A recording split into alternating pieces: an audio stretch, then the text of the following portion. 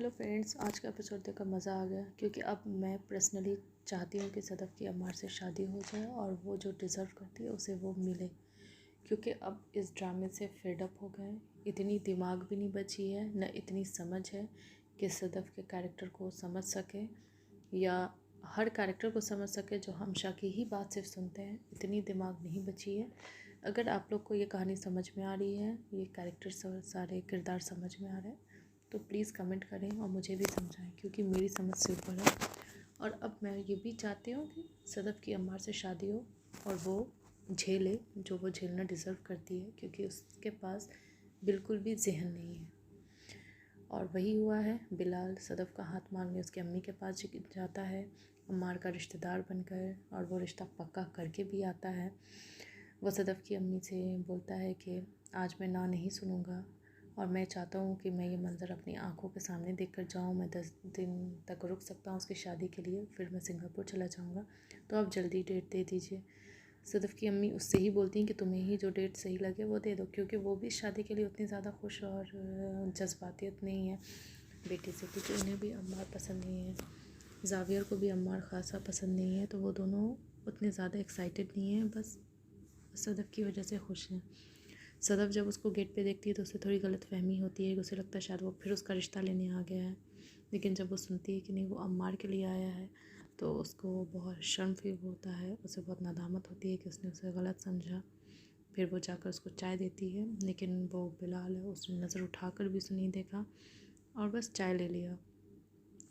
अम्मार ने शादी के लिए लोन का अप्लाई किया था, लेकिन बिलाल ने उसका लोन रिजेक्ट कर दिया और बोला कि जितना तुम लोन ले रहे हो उससे ज़्यादा तो मैं तुम्हें सलामी दे रहा हूँ।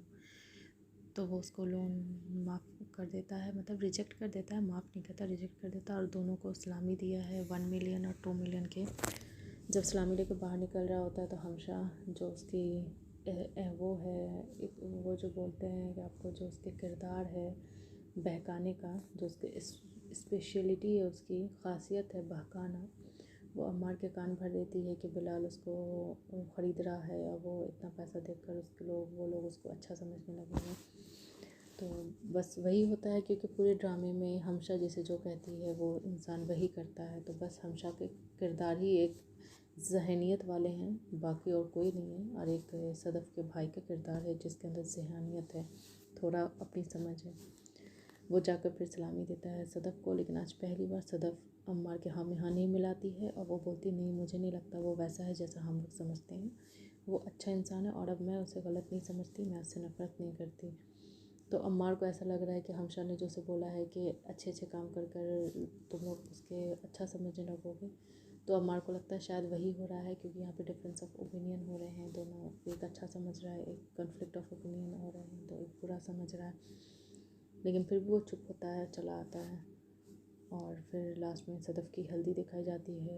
बहुत खुश है वो अपनी शादी से, जिससे वो करना नहीं चाहती थी, उस शादी से वो बहुत खुश है और बहुत मज़े से शॉपिंग कर रही है, खुशी में वो है। फिर लास्ट सीन में वो बिलाल से आकर माफ़ी मांगती है कि उसके अब्बा ख्वाब में आए थे और चुप हैं, तो वो उनकी बहुत एहसानमंद है, उसने ज़ावियर का ज़िंदगी बचाया है और उनकी बहुत मदद की है। तो वो उनसे हाथ जोड़कर शुक्रिया कहती है और अपनी हरकतों के लिए शायद वो शर्मिंदा हो माफ़ी मांगती है। यहीं पे सीरियल ख़त्म हो जाता है और मुझे लगता है कि अब हमशा अम्मार के कान भरेगी, क्योंकि ताकि हमेशा इन लोगों का गड़बड़ चलता रहे और वो अपने काम में सफल होती रहे।